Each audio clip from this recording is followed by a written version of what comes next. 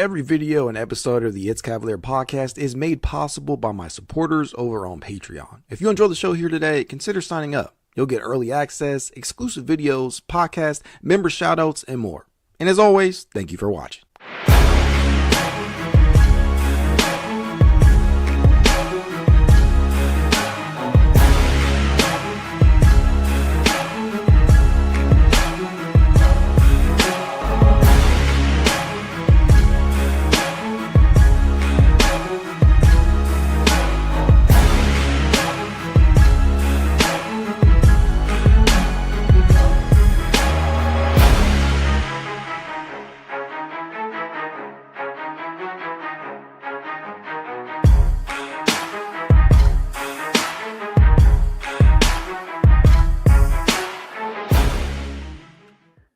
Welcome to another edition of the It's Cavalier podcast. It's your boy, Mac. And as all of you guys probably just heard, at least I hope you did, Koby Altman took the podium to speak at his end of season media availability session.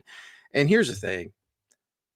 Depending upon your outlook of this team, as of right now, depending upon what you entered that press conference wanting to hear was going to make or break your entire experience of it. Now, I've seen things across the spectrum. If you watched live during that media session and you looked at the chat for the video over on YouTube, their live stream, absolutely in shambles. Just absolutely in shambles in regards to how people view this team. It goes in so many different directions. And some of the things that Koby Altman touched on went over some people in the fan base's heads just based upon a lot of the things that were being said in that chat. Some of it people didn't want to hear. Some people thought it was just excuse making. But honestly, I walked away with a few different takeaways. One, Koby, at least in his wording. And again, this is the end of season media availability session. It's not like mid off season. This is literally shit that it's right after the shit just occurred with the Cavaliers being ousted in the second round. So you got to take some of what you hear with a grain of salt. A lot of it could have just been GM speak, as we have become accustomed to seeing at these end of season availability sessions, not just with Koby Altman and company, but with teams across the league. You see it all the live long day. But I think there are some nuggets of truth in there as well. And the one thing that I just want to say before I truly get started on kind of breaking down exactly what Koby dug into is that he seemed level-headed. A lot of what you are seeing across social media platforms, if you speak to Cavs fans right now, you may not get the same answers. If you ask them about how you're feeling about the potential of this core four moving forward, if you ask them about the potential and optimism of this team advancing past the second round, you may not get the same answer from any two people if you just walked around downtown Cleveland. And that's just genuinely how it seems. And it's the same way on the internet, social media, yada, yada, et cetera, et cetera. But at the end of the day, the one thing that I can say is that Koby approached that presser with level-headedness and an understanding of where the Cavaliers are currently at, right? As both a franchise and individually from a player perspective, right? You look just across the roster right now, there are numerous decisions to be made, but the problem we all know is that the Cavaliers are currently a second apron team. There wasn't a lot that was spoke on in regards to what the future plans are, but the one thing, at least from that perspective, that we can walk away from that presser understanding is that it appears that Koby Altman, Dan Gilbert and company still believe in this core four. There were a couple of phrases that were uttered at least 10 times, it felt. The biggest one, I'm sure you guys probably heard it as well, gets over the hump. I think Koby Altman may have said that shit like 15 times, no lie. And I get why it was said. in relation to this current core four that the Cavaliers have been trotting out for the last 3 seasons now. You're talking about the beginning of the Donovan Mitchell era in Cleveland that began back during the 2022-2023 season that ended in disastrous fashion against the New York Knicks. And then you had the Cavs second round exit last year against the Boston Celtics at hurt and whatnot. And then this latest blunder from Cleveland against the Indiana Pacers in the second round as well. All of that said, it appears largely as if Koby Altman still heavily believes on the core four's chances. He seems genuinely optimistic in the direction and the upward mobility that this core can bring to the table. That is one of the biggest things. I don't think he would have continued to reiterate getting over the hump and pumping a lot of faith into what we currently have on the roster as of right now. He clearly believes in internal growth, the internal development. And that's a phrase that we heard a lot last offseason. And here's the thing. It's not as if we did not see that. There are multiple players on this roster that took a jump this past season during the regular season, right? And I get it. After you just saw what occurred during the playoffs against the Pacers, all of that kind of flies out the window. People are going to take that with a grain of salt. And to be honest with you, I understand it. For the people out there that no longer consider the regular season success of this team relevant, I get it.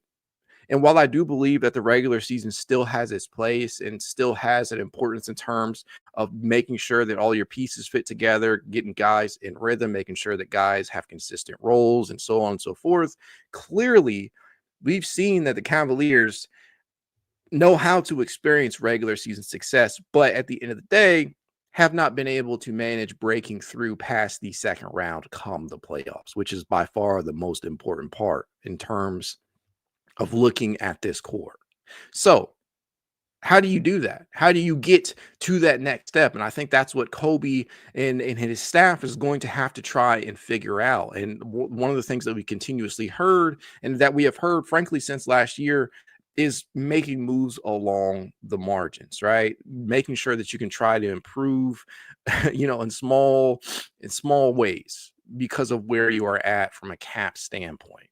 How the Cavaliers get past that, how the Cavaliers improve upon what they currently have, that is not a question for me to answer. That is one that Koby and company are going to have to try to figure out. But one of the things that we continuously heard, though, is that he clearly believes in this team, and they truly believe in the potential of what they have in place right now. One of the players in general that he kind of touched on, and really he spoke about numerous, but one that he stuck up, that he kind of, I don't want to say stuck up for, but one that he spoke in depth about was the potential of Evan Mobley. I believe what he said is that, they're going to kind of go as Evan Mobley goes. He is the one guy on the roster that the future basically hinges on: his development, his internal growth, his ability to become a better player during the confines of this offseason. I think we all agree there. I think if you had to construct a list of untouchable players on the roster, it starts with Evan Mobley. It doesn't necessarily end there, but it begins with Evan Mobley, and that's even over Donovan Mitchell. But at the end of the day, we're in his place right now where we kind of have to watch this play out with Evan. If you're not making a big time deal, and listen, this is the thing, the deal that we continuously keep hearing about, the one thing, the one name that continues to pop up in relation to the Cleveland Cavaliers in terms of taking a big swing, it's Giannis, right? Giannis. You heard Simmons talk about it. You've heard numerous other people discuss it. That would have to include Evan Mobley. But barring a move that would bring you a top 5 player in the NBA, there is probably no recourse for moving Evan Mobley. So the Cavaliers, they're not making any big swings in regards to Evan. So I understand why you would believe that the future hinges on his development. And I think that's really the only way that you can view this thing outside of making a move for a player like Giannis. And listen, even that has its pros and cons. If you ask me right now, If I would make that trade, I would probably lean closer to no because of the cons. And yes, listen, maybe you think I'm crazy for saying that. Maybe you think, yeah, anytime you get the chance to acquire Giannis, you just do it. You figure out the you figure out the depth, you figure out the roster after. But I look at the potential that Evan has, then I look at what you would have to do to potentially get a player like Giannis, and I'm like, I don't know how appealing that is. But I could talk myself into it. Right. I'm not so far gone in that regard that I don't recognize that this is a top 5 talent in the NBA, and you have a real chance at competing at a championship level with a player like Giannis. But the reality of the situation is I still believe the Cavaliers can get there with Evan. Now, what that looks like outside of Evan, I don't know. And you can throw Don in there as well. I still believe that DG is probably considered, at least in the eyes of the Cleveland Cavaliers right now, as an untouchable because of what he means in terms of the offensive importance to that team, how the things are structured, how the ball gets moved, the facilitation, whatnot that he brings to the table. There's still a lot of good things. And even with Darius Garland, you heard Koby speak to Darius's injury. You heard him speak to the toughness needed from the all-star players, getting out there and whatnot. But at the end of the day, one thing is clear. Koby clearly still believes in each and every one of these members of the core four, whether that be Darius Garland, Jarrett Allen, who I'm just going to talk about in just a second, Evan Mobley, and Donovan Mitchell. Purely in reference to Jarrett Allen, one of the more interesting things that I did not expect to hear today was the mention of Miles Turner. Why is Miles Turner, or why was Miles Turner's name brought up during today's media session? Well, he brought an interesting point to the table if you weren't listening. He mentioned the fact that Miles Turner, how we discuss him, how he is viewed today, is completely different than how Miles Turner had been discussed in the past, in previous seasons. And what happened? They stuck with them. They wrote it out. They made it past all the trade rumors and whatnot. And at the end of the day, you got to see that kind of payoff in Indy advancing to the Eastern Conference Finals. It's one of those things where it's not a direct one-to-one comparison, because here's the thing. Miles Turner, the one leg up that he will always have over a player like Jarrett Allen is his ability to space the floor. That is the one separating factor, at least in terms of on-court talent. If you want to talk about toughness, listen, it's fair game. Jarrett Allen got absolutely abused in that regard in that series in terms of a physicality standpoint. I did not love what I saw out of Jarrett Allen. That much is fair game. But from a pure on-court standpoint, talent, things that Jarrett Allen can bring to the table, things that Miles Turner can bring to the table, the one leg up that Miles will always have on Jarrett Allen, at least as of right now, is the ability to space the floor. And frankly, he is one of the best floor spacers at his position that we have in this league. So his ability to do that makes him valuable to that Indiana Pacers team because of Tyrese Halliburton's ability to move the ball. There are a number of players on that roster that can drive and kick, a number of players on that roster that can deliver the ball to the front court players out on the perimeter.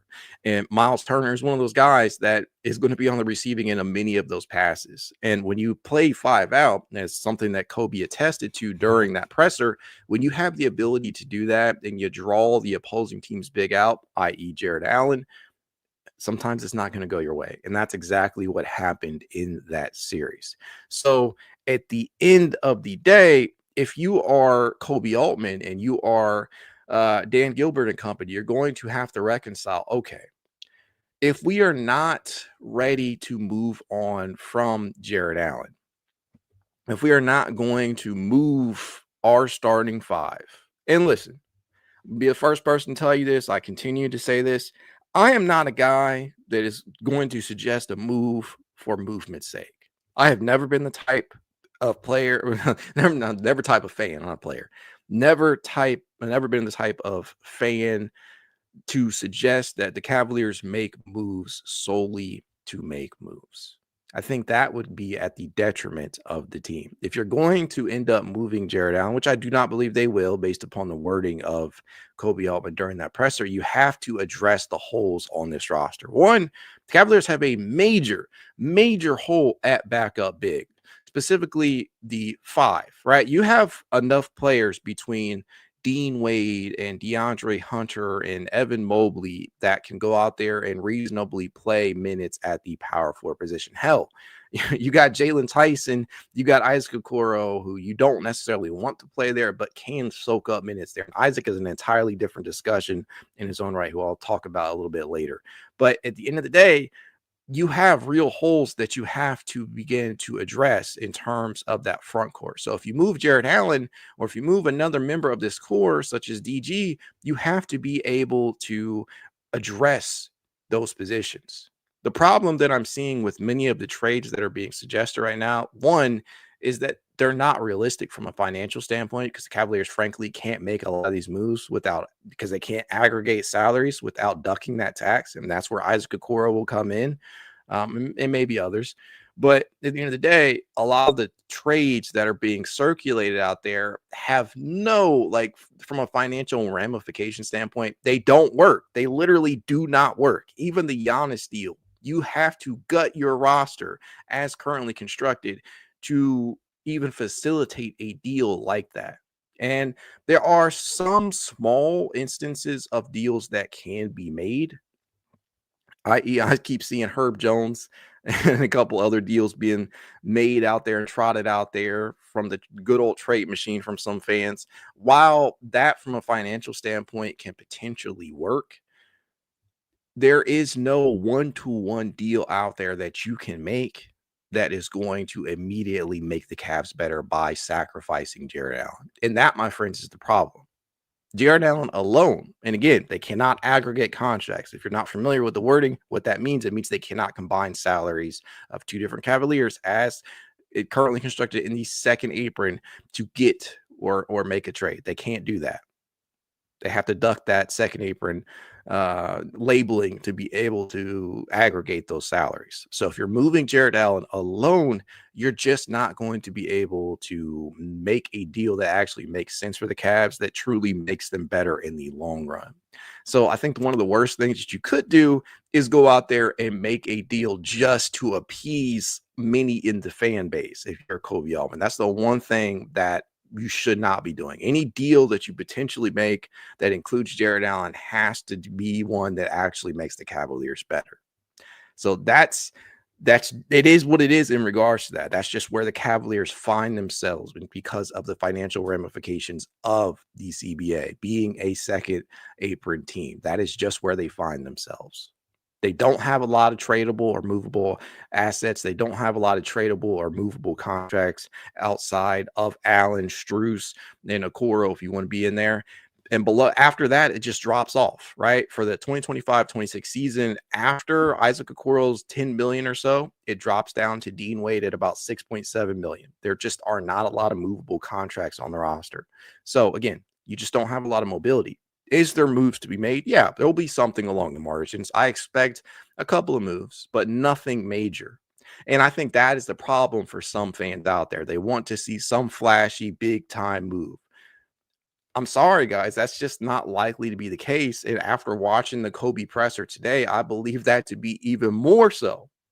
And whether or not you believe that's the correct course of action, what I would challenge you on is, okay, if you don't think that is the right way to approach things, then suggest something that actually makes the Cavaliers better, because a lot of what I'm seeing out there doesn't actually do that. A lot of the trades that are being thrown out and thrown about out there just frankly don't make sense in numerous regards. That's all I have to say in regards to the Jarrett Allen of it all. And I found it very interesting that he brought up Miles Turner, because a lot of people, a lot of GMs probably would not have made a direct statement about a player of an opposing team, especially one that you just faced. But this is Koby Altman. He's shown that he's willing to speak up at times, even if you don't necessarily like what he has to say. And just basing upon the chat of that live stream, a lot of people did not agree with a lot of things that he was saying. I did, but a lot of people did not appear to do so. But again, the biggest thing that Kobe mentioned numerous times was we got to get over that hump. We got to be able to figure out how to win at the highest level, because they become very, very good at the regular season. And the other thing that was mentioned to me that was very, very important, the questions on the toughness of this team. No lie, there is no amount of running, no amount of, wording, no amounts of soliloquies out there, statements that you can make if you're Koby Altman that will make sense to the fan base in regards to running away from the mental toughness, the physical toughness of this team. That is something that absolutely had to be addressed. And I appreciate the way that he addressed it. He gave credit where credit was due in regards to Rick Carlisle in the Indiana Pacers. That's first and foremost. You have to be able to understand the how good your opponent is and credit them, and not just make a general statement like, oh, the Cavaliers just weren't mentally sharp. They weren't physical enough. They just did not handle the postseason from a physicality standpoint and from a toughness standpoint. Because truth be told, you have to understand that other opponent over there, they play a role in this too. They play a role in this too. So you have to understand where you're at.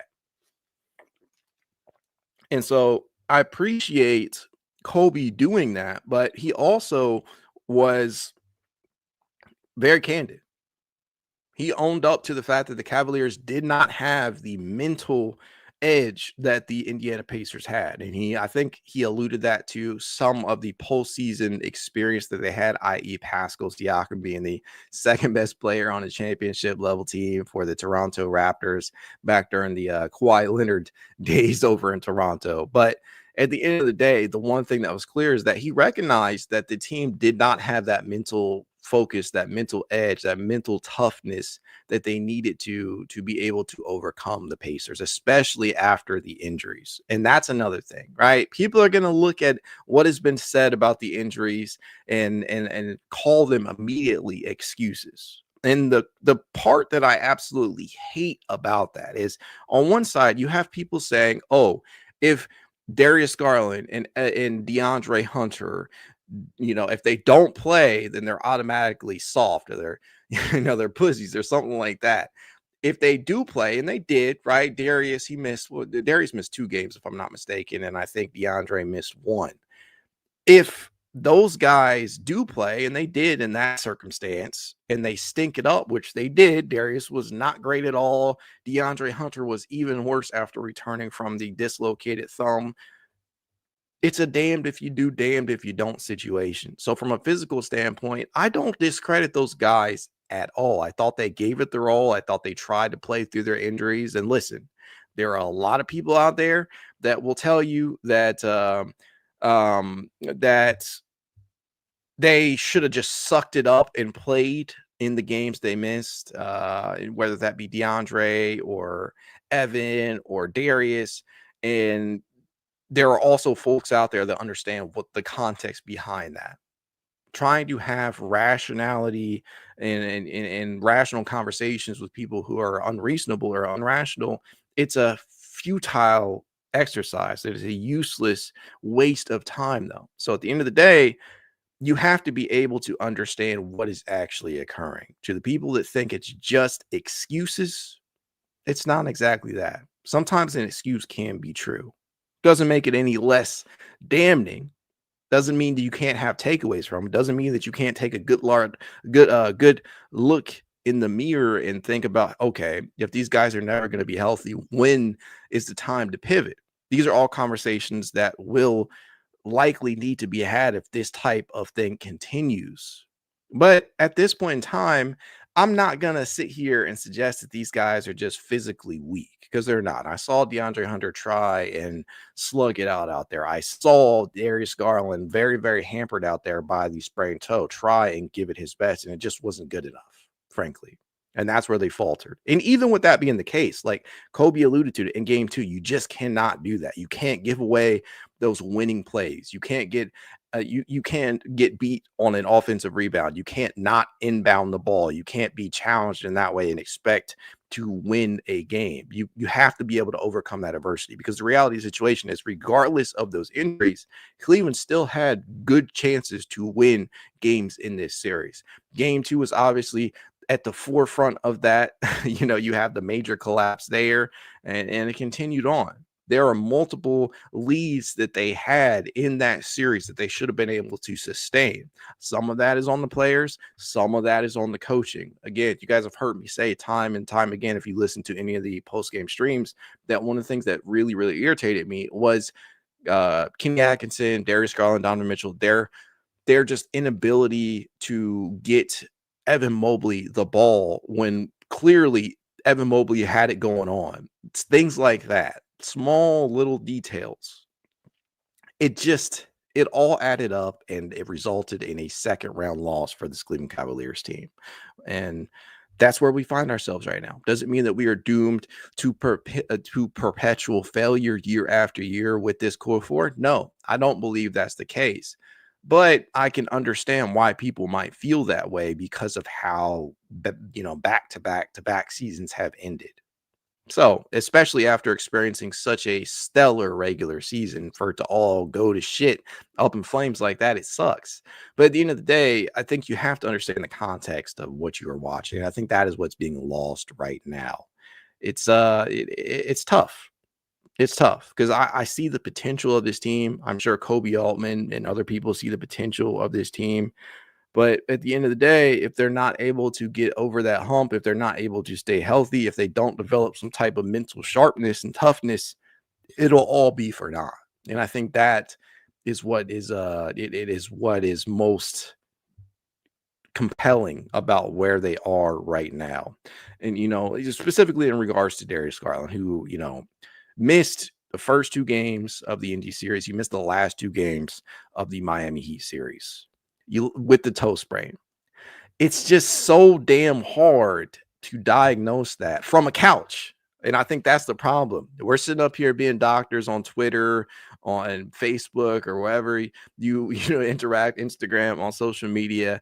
We're sitting up here trying to be social media doctors, and we really don't understand what they're going through, because every injury is a little different. To the people out there that watched Aaron Gordon go out there and play on the hamstring injury, to the people that go out that saw Jaylen Brown play through a partially torn meniscus, there are levels to injuries, folks. You need to have an understanding that not every injury is something you can't play through. Not every injury is the same. Not every body, literally your body, not every body, not every player can play through specific injuries or respond to a specific injury. So it's all a little different. And I think the context is heavily being lost in what has occurred. Nevertheless, the Cavaliers still did not do themselves any favors in that second round series. That cannot be argued.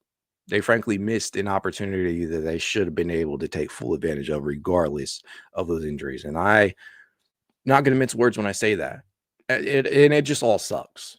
It just all sucks. But at the end of the day, Koby Altman appears to believe in where this team is heading. I think that he is still kind of banking on the internal growth, because frankly, when you're a second apron team, when you have these many high salaries on your roster, when you have this level of talent, at least on paper, that's just kind of where you find yourself at, right? You have to believe in your developmental system. And in regards to that, I suppose it deserves mention, or it bears mention, the comments that were made in regards to Ty Jerome and his potential return to the Cleveland Cavaliers. And for those of you who are unaware, hopefully you all know by now, Ty Jerome will be entering the offseason as an unrestricted free agent. There are some teams out there that can afford to pay him top dollar, whether that is the Brooklyn Nets or the Detroit Pistons. I think San Antonio might be one team. But at the end of the day, Ty Jerome's return is not guaranteed. And believe it or not, there are some in the fan base that don't even want to see Ty return after his series, which is, to me, to take a 5-game sample size over the 70-game sample size, and then the 4 games that he played in Miami, to take the 5-game sample size against Indiana was that's kind of ridiculous in terms of not wanting him back. But far be it for me to tell people how to feel. All I know is that if you don't bring Ty Jerome back, one of the things that you have to do, and this is something that Koby mentioned, is lean on your developmental process, right? Whether that be getting Craig Porter Jr. a real opportunity to shine as your true backup point, whether that be getting more or the most out of Jalen Tyson, your 20th overall pick in the prior draft, or elevating players like Naquan Tomlin, or getting Emoni Bates back in the mix, or Luke Travers, or any other number of players. I can't forget Khalifa Diop, who's still out there. And there are a number of others. But at the end of the day, if you don't get Ty Jerome returning, and this applies to Sam Merrill as well, you have to be able to learn on your developmental pipeline. And I think the Cavaliers are probably going to lean in that direction, because as presently constructed, all you can really offer to free agents is a veteran minimum contract. That's really it. That's all they can do as presently constructed. Now, again, that can change pending the outcome of certain player contract situations, where that be if you're moving on, if you're going to dump Isaac Okoro's salary, which again, that's an entirely different discussion on what you potentially could get back for moving him, whether that be draft capital or a player on a small or lower level contract. Or you're moving off of Max Strus or something, which I don't see happening either. At the end of the day, these are all questions that Koby and company are going to have to answer during the course of what seems to be an eternity of an offseason. The offseason hasn't even truly started for the NBA, because obviously the playoffs are still going on. But man, if it's one thing, it's that this is going to be a long offseason, maybe the most pivotal offseason in recent Cavaliers history, just because of what is riding on it. That can't be understated, in my opinion. But at the end of the day, though, it's clear that Koby still clearly believes in the direction that this team is heading in, and being in this space now where they should be viewed as contenders. And I think one of the things that was mentioned today was that they did not enter the 2024-25 season being viewed as like the number one team in basketball. They just were, at the very least, in the East. They transformed into that over the course of the season through all the winning. And as a result, the expectations obviously shifted, as they should. But that there's also a newness. And that was another word that we heard a multitude of times, that there's a newness to them being in this space under Kenny Atkinson in year one.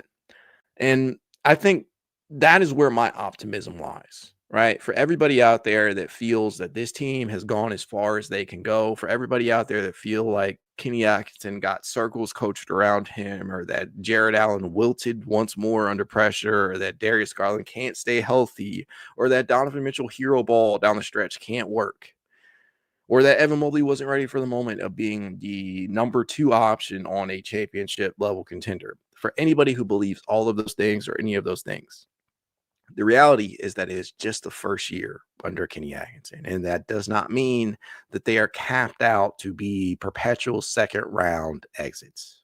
There's still a lot of potential. There's still a lot of optimism, in my opinion. And listen, that's just my opinion. It's not written in stone.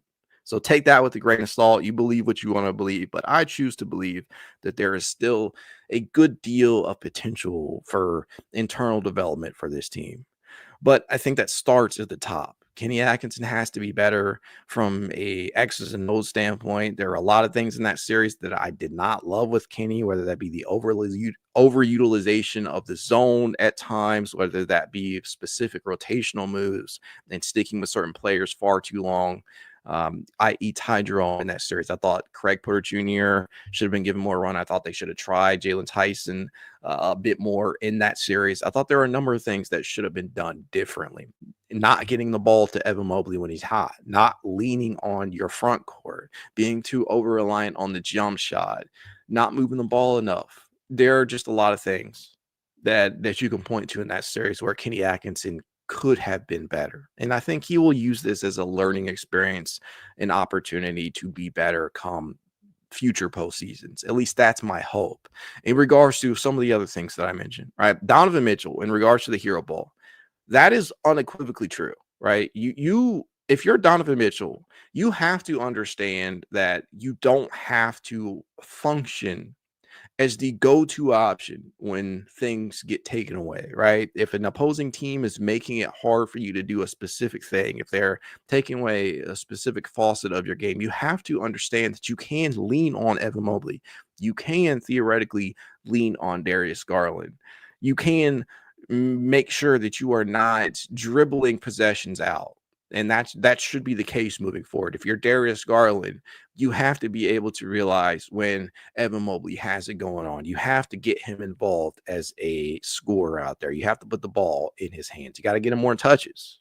If you are Max Strus, you got to show up. You can't talk a bunch of shit about not being able, don't get off the plane if you're not ready to go and then proceed to go 0 of 8 from the field. You got to show up. There are just so many different things that could have gone differently in that series. But at the end of the day, it was the first year under Kenny Atkinson. I do believe that there's a higher level that they can achieve together. But again, job's not finished. They have to improve upon some of the more intricate parts of the game. They have to develop that mental edge. They got to get that sharpness. They got to get that mental toughness out there. There are just so many different things that need to be done. If you're Jarrett Allen, you cannot get bitched by Miles Turner on the glass. You have to provide more than you did in that series. There are no ifs, ands, buts about it. You got to be more physical out there. You got to be more of an enforcer out there. You can't look soft out there. There are just so many different things that you can touch on in that series that went wrong. But at the end of the day, again, just the first year under Kenny Atkinson, and I still have a lot of faith, a lot of belief in the core four's ability to get more, to advance further than the second round. And hopefully we'll be watching the Cavaliers in the Eastern Conference Finals and beyond next year, but it is by far no means a given. The Cavaliers got to work, man. They got to work. The East ain't getting any easier. The teams in their way are not getting any worse. Frankly, it's just going to get tougher moving forward. So the Cavaliers have to get better as a result to be able to combat that. But I'm just at a place right now where I'm taking it a day at a time with what we hear from the front office, because the reality of the situation is you were not going to hear anything differently than what you heard today from Koby Altman. You just weren't. He wasn't going to go out there and throw XYZ player under the bus. He wasn't going to go out there and say we need to make sweeping changes or make some sweeping declaration the team failed, or what you're going to get from Koby is intricate, level-headed interactions. That's what you're going to get from Koby Altman. If you want to call that GM speak, if you want to say that's fake or that's bullshit or, anything else, whatever, what have you, I don't know what else to tell you. It was the end of season media availability session. GMs don't typically use that to air out their rosters or their coaches. That's just not something that you see. And whether you want to call that real or not, that's just the reality. You have to understand this is the bed that they made, and I think they're potentially willing to lay in it for the foreseeable future, at least for this upcoming season. Because in my eyes, the 2025-26 offseason was never going to be the pivotal offseason. It was going to be the following offseason with Donovan Mitchell's contract coming up for player option and whatnot. That is the season where you could potentially see true changes or pivots in the direction that this team goes in with the roster, with the core four. If you're going to move on from Jarrett Allen, likely happens that season. If you're going to move on from Donovan Mitchell or Darius Garland or somebody else on the roster, that is a much more likely offseason that you will see it in. Not this offseason, the following offseason if things don't go right. That's just where the Cavaliers find themselves at right now as a result of the contracts that they have handed out recently and the CBA that has been put in place. That's just the reality. Like it or not, that is just where they find themselves. I suppose that's a great place to hop into the chat. Dog for Life 88 says, do you think we keep Ty, Sam, and Emoni? I think that we keep two of those three. I think Ty Jerome, believe it or not, returns. I think that Sam Merrill could be gone. Emoni Bates, because he is a developmental piece that will cost little to nothing, I think he could return. But we'll have to see. But if I had to say right now, if I had to take a guess, I think we get Ty back. I think we get Emoni back, and maybe Sam walks, and you allow Jalen Tyson to be elevated, or you allow Emoni to get a real shot. There are just a number of directions they could go in, to be honest with you. But honestly, it's just really hard to say. Fetty says 5 months without Cavs basketball was truly heartbreaking, Mac. That is that's going to be tough. Not going to lie to you. It is mid-May right now, and we will not see official regular season Cavs basketball until October, until about the third or fourth week in October, which sucks ass. But Cavaliers made their bed, and now they got to lie in it. Ty Hall says, good afternoon, Cavs fan. What's up, man? Ringer Racing says, good show. Mitchell and Garland don't compliment each other. Allen and Mobley don't either. Starting Strus at small forward is silly. Now, the one thing that I will say about this is that I don't think Max Strus will be the starter at that position next year. I think DeAndre Hunter has to be slid in. I don't care. Like, listen, I know what the net ratings say. I know that there are a lot of positives in having Max Strus in your starting five, but I think that when the Cavaliers acquired DeAndre Hunter, they did so with the future in mind. And I think that you have to, with a full offseason of DeAndre Hunter at your disposal, I think you go in, if there are no changes to the core four, with DeAndre Hunter as your starting small forward. In regards to Darius, Garland, and Donovan Mitchell, I do believe that they proved, at least during the regular season, that they can complement each other. Listen, these are two guys that just are coming off of all-star level seasons. If you want to use Darius Garland's postseason against him as some type of decision maker in this process and determining whether or not they actually complement each other, that is completely up to you. But I think that there's a lot of proof that they actually can play off of one another and at a high level. K-Dog LB says, we need cheap contracts and should sign all three of our two-way players. They all have the size we need and should be given an opportunity as we move on from the non-playoff performer like Wade and Okoro. I think what you will very likely see is at least one of those guys. And if I was a betting man, I would say that it is probably more than likely, at least with the two ways that we had this year, Travers, Tomlin, and Bates. If you're going off of that, and JT Thor doesn't count anymore. If you're going off of that, I think the one that has the best opportunity to actually be brought into the rotation or be signed to a regular season contract or standard deal, rather, I think that is Naquan Tomlin. And the reason that I say that is because he has the size at 6'10", 6'9", 6'10" out there. He has the ability to go out there and snag some boards, and I think the Cavaliers have a real need for that right now, especially if you end up moving DeAndre Hunter into the starting lineup. You're going to need somebody with real size to step in that can play reliable backup 4 minutes. And I think Naquan Tomlin should be given every opportunity to do that. Travers, until he develops a three-point shot, I think he's still probably on the outside looking in. And then Bates. Bates' shot creation, his ability to knock down the catch and shoot triple, that is something the Cavaliers will probably evaluate in the offseason and determine whether or not he should be brought back. But at the end of the day, I think if you're moving DeAndre Hunter into the starting lineup, therefore putting Max Strus on the bench, I think that you are going to have to you're basically making Emoni Bates' chances of cracking the rotation null and void because of the position that he plays. Because Emoni is not a 4, he's not a 5, he's not a 1, he's not a 2 for real. There's really only a limited amount of players that can see the rotation and rotation minutes in general. And Emoni, if Max Strus slides to the bench, you can say goodbye to that, because I think the Cavaliers are also wanting to give Jalen Tyson a real opportunity. Ringer Racing also says never will win with DG on this team. I don't necessarily believe that to be the case. I know that is clearly your opinion, though. Mr. King 562 says Naz Reid is the answer. Man, oh man. If there is one player that I would love to add to this roster, it is Naz Reid. And that was the case even last offseason. I still think I have a Naz Reid a Naz Reid video from last offseason flying around out there as a potential piece that the Cavaliers could acquire, but then Minnesota went up and not traded. They went up and re-signed him. So Naz Reid is off the table, especially with Minnesota where they are right now in terms of title contention. You're not seeing that be the case. And I get that he has a player option for the 2025-26 season, but I don't see him coming to Cleveland for less money that he could potentially get on the open market, or just by simply remaining in Minnesota for a title contender there.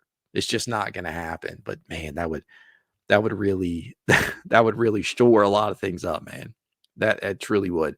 Slick Sophistication says Koby Altman is stubborn. For us to stand pat and not get a player or two in this draft, it will come back to haunt us.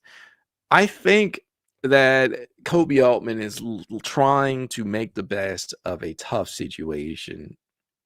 It's without moving a member of the core four, you're really not bringing in anybody of that will truly make this team better. And even if you move Jarrett Allen on the current salary that he is, because you can't aggregate the salaries being a second apron team, you're not getting a surefire one-to-one better option that you have that you currently don't already have. That's just the reality of the situation. And so there are limited moves that they can make. That's just the reality of it all. So it's not, I don't think he wants to stand pat. I think he will try and make something happen. But with the salaries that they have handed out, with the contracts that they've handed out, there really is not a lot of movement that they can facilitate without making a big splash.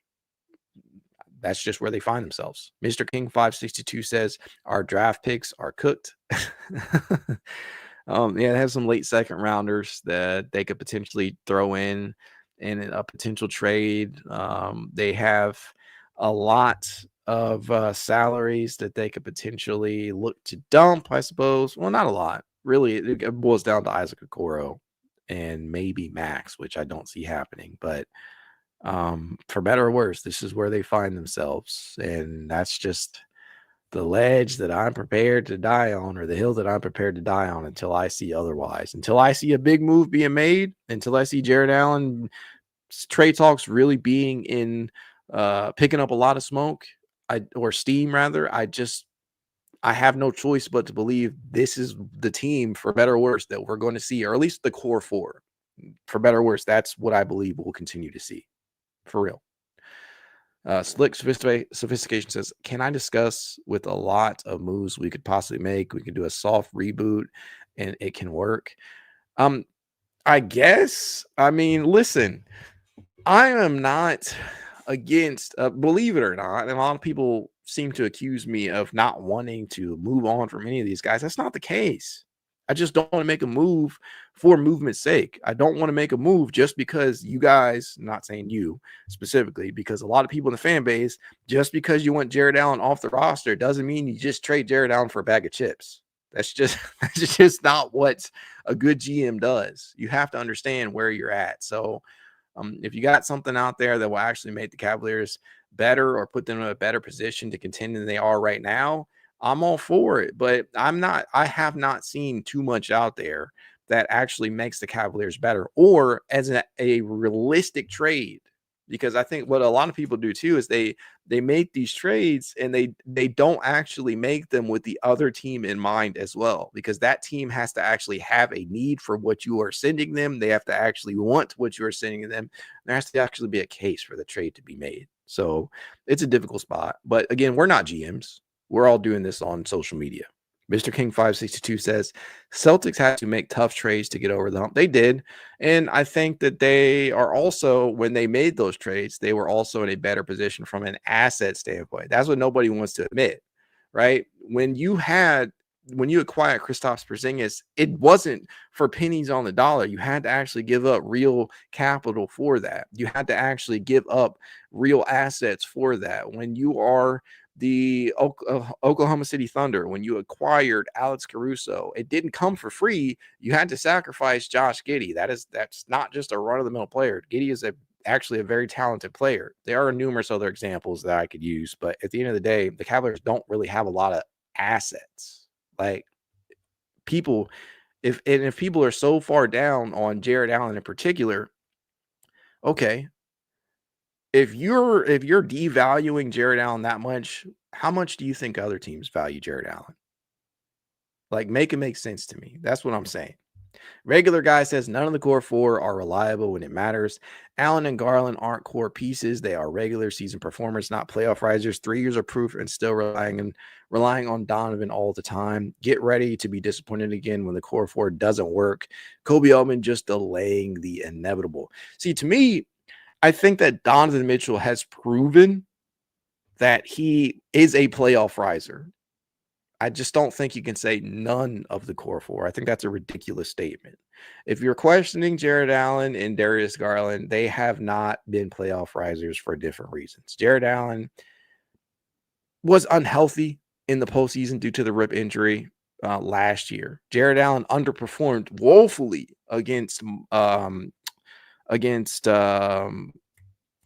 is his name escaping? Mitchell Robinson and Isaiah Hartenstein and company in the 2022-23 postseason. That much is true. That's fair. The lights were too bright. We had our jokes and fun with that. That's all fun and games. And then this postseason against the Indiana Pacers, whew, that was a brutal watch at times. So if you're questioning Jarrett Allen and his ability to be a playoff riser, okay, you have solidified proof.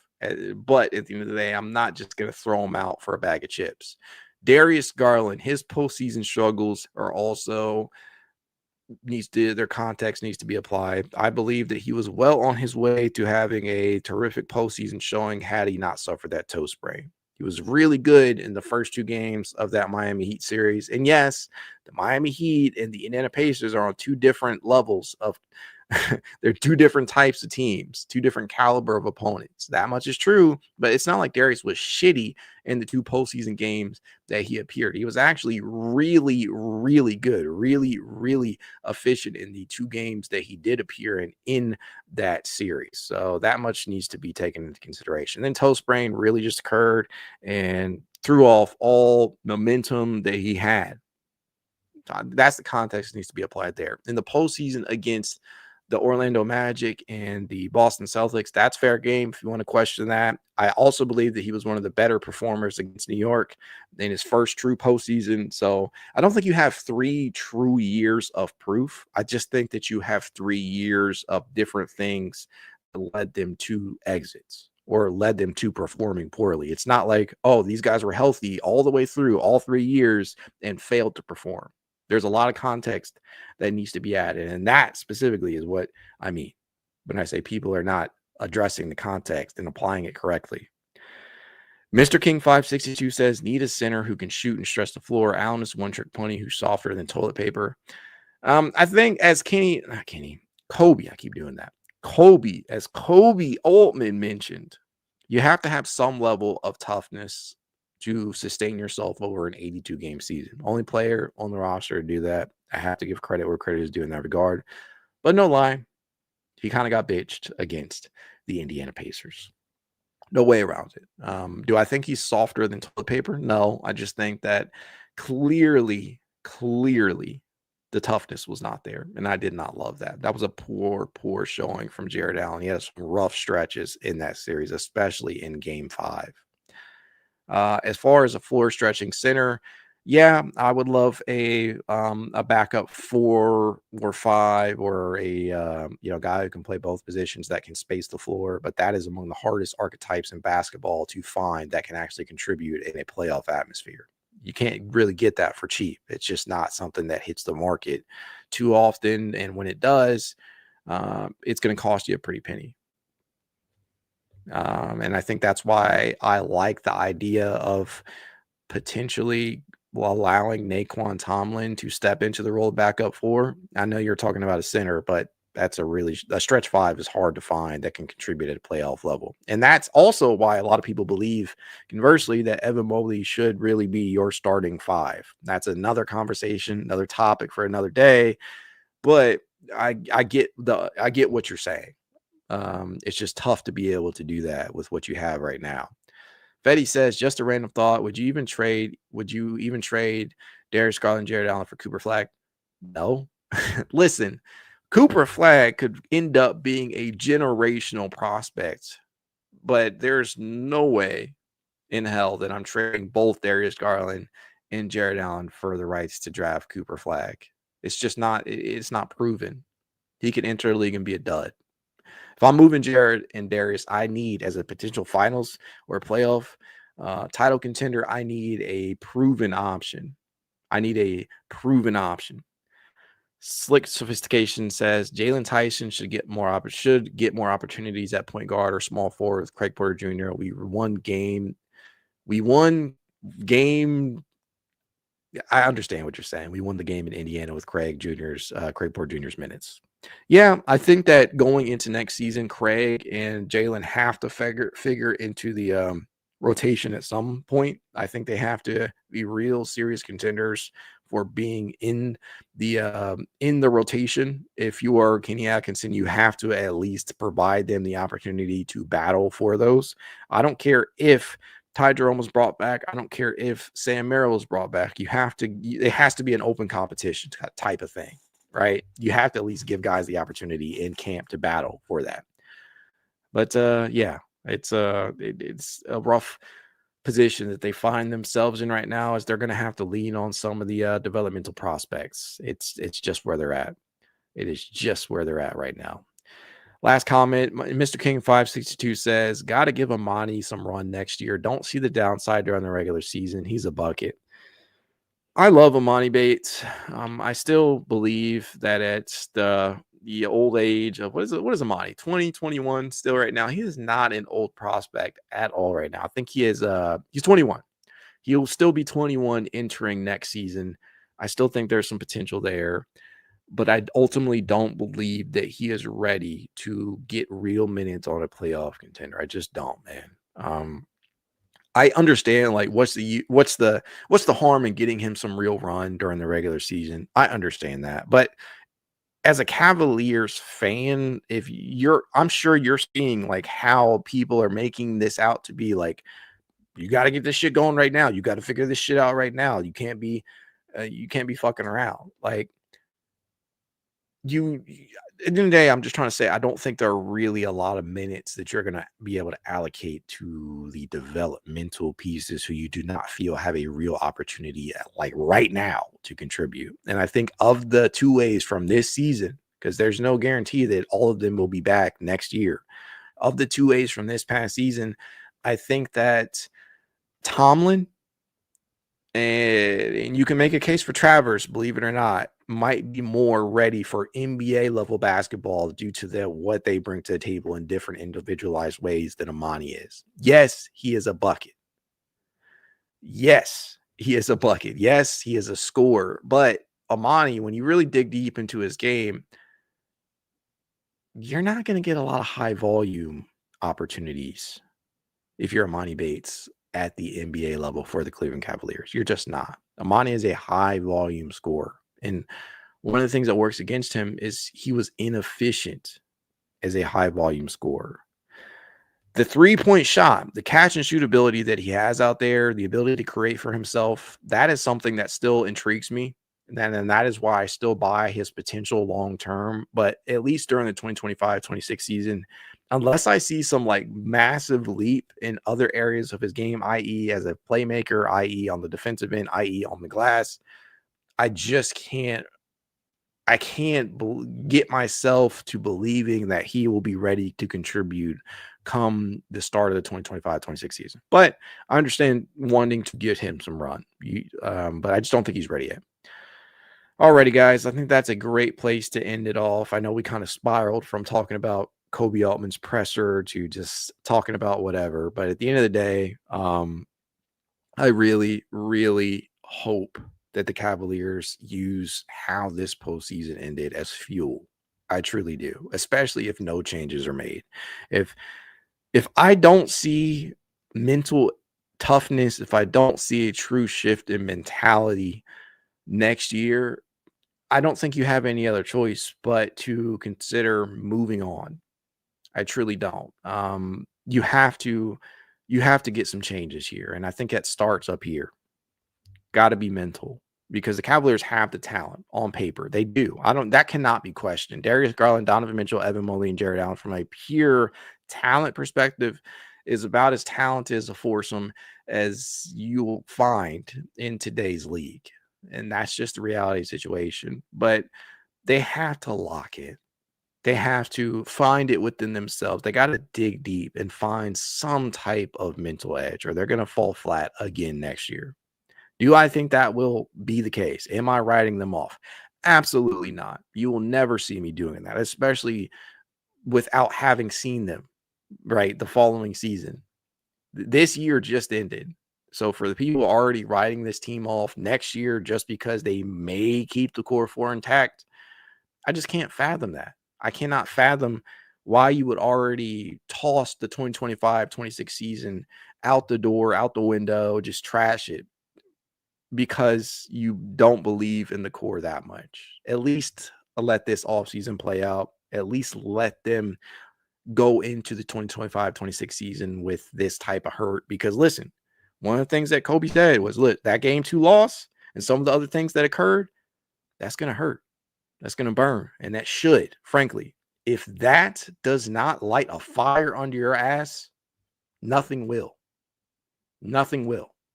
So I'm hoping the Cavaliers can use this as a learning experience, especially Kenny Atkinson from a coaching perspective.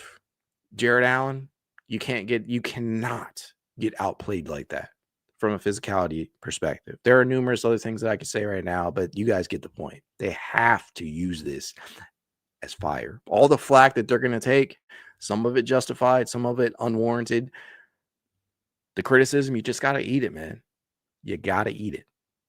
And as much as it pains me to say this, there's nothing that anybody can do until the Cavaliers go out there and prove beyond a shadow of a doubt that they can overcome and that they are not soft. The only people that can change this, the only people that can rewrite that narrative will be the players themselves. That's just as simple as that. As I always tell you guys, if you'd like to reach out to me, I can. It's Cavalier_pod on Twitter, TikTok, Instagram, YouTube, and more. If you want to be added to the It's Cavalier Discord chat, you know what to do. Leave a rating, leave a review, send a screenshot of said review to itscavalier53@gmail.com, and I will send you said invite. If you want to support the show in a small but helpful way, consider becoming a member over on Patreon. You can do so for as little as $1 a month. You never know how much you help your favorite content creators out when you do that. I'm going to try and use this offseason to revamp that. You guys have probably already seen I've posted a couple of different things already on Patreon that hit before they do on YouTube. And last but not least, if you're watching over on X, do your boy a favor. Man, head over to YouTube and hit that like button. Subscribe if you're not yet a subscriber to the It's Cavalier in podcast. You don't want to miss out because I'll be trying to touch base with you guys pretty frequently, even without the live streams. Appreciate you guys as always. Have a good one.